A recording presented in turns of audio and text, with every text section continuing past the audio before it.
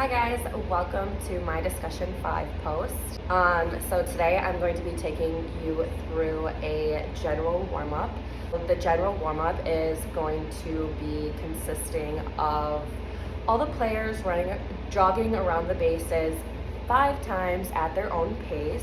That's going to get their blood to their muscles going and their heart rate increased. And then we will be moving into our dynamic warm-up. The first exercise is called knee hugs, and you're going to be standing with your feet shoulder width apart, and then you're going to draw your knee into your chest with both hands interlocked. Well, the fingers are going to be interlocked, and then you're going to bring the opposite knee to your chest and repeat.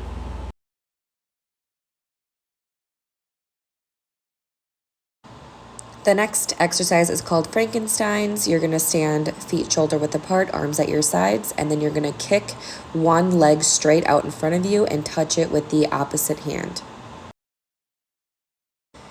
Everybody should know this exercise. This is called high knees. You are going to be driving one knee up into the air as fast as you can, and you're going to be moving your arms in sync with your knees. This exercise is called forward arm circles, so imagine placing both of your hands by your sides and then drawing a circle out to the side. This exercise is the exact same one as forward arm circles, but you're just drawing circles backwards.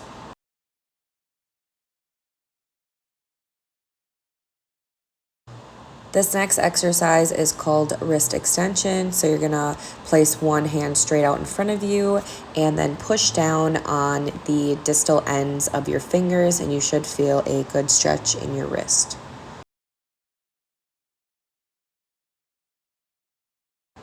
This next one is very similar to wrist full extension, but this one is called wrist flexion. So your palms are going to be facing down towards the floor, and so will the tip of your fingers, and you'll be pushing on the top part of your distal fingers. And then you should feel a good stretch on the top of your wrist. This exercise is called opening the gate.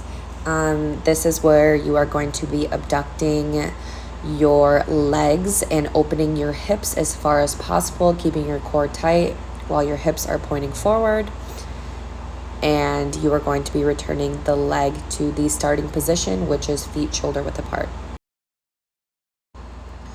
So for the next exercise, it's very similar to open the gate, but it's called closing the gate. So instead of starting with abduction, you're going to be performing adduction and bringing your hip inward like you're swinging and closing a door. And then your feet will be returning to the starting position at shoulder width apart. This exercise stretches the glutes. It is called alternating standing glute sits. You will be placing and bending your knees so the side of your ankle balances on the other knee, and you will try to sit back into a chair. If you can't do this standing up, then you can also hold the side of a wall as well to help you with stability and balance. And place your arms out in front of you to help you keep stability. For standing quad pulls with opposite arm reach, you are going to bend your leg, reach behind, and grab the front of your ankle while the opposite hand reaches up towards the ceiling, like you're going to grab something. Try to reach as far as possible. And then you are going to stretch and pull on the front of your ankle so that you'll feel a stretch in the front of your quad or the front of your thigh area. You will also alternate legs throughout this movement.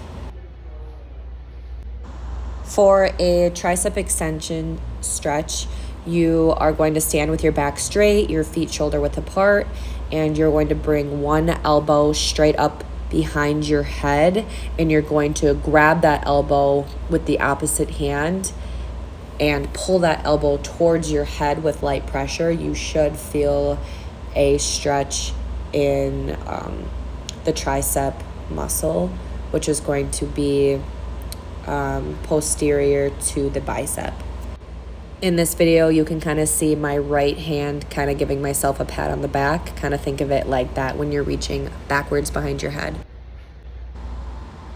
This one is called the shoulder across the body stretch. So one arm is going to be completely straight while it rests in the other pocket of the elbow. So you can kind of see in the video how I kind of connect one elbow to the other. This next movement is kind of a two-part movement. It's going to be alternating lunge with a hamstring stretch. So first you're going to be lunging, stepping forward, lunging, pushing those hips forward in front of you so you really feel that stretch in the groin area. And then you're going to hold that for a few seconds, and then you're going to hinge your hips backward and reach down, making that front leg straight, and placing both hands on the front of your shins or ankle area and feeling a really good stretch in that hamstring in the back of the thigh.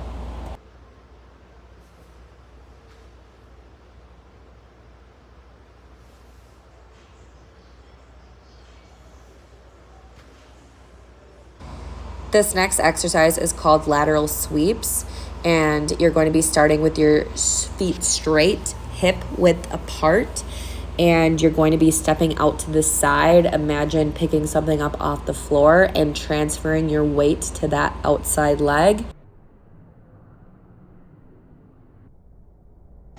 The side lateral sweep is important for when you are playing defense and fielding the ball against the opposing team.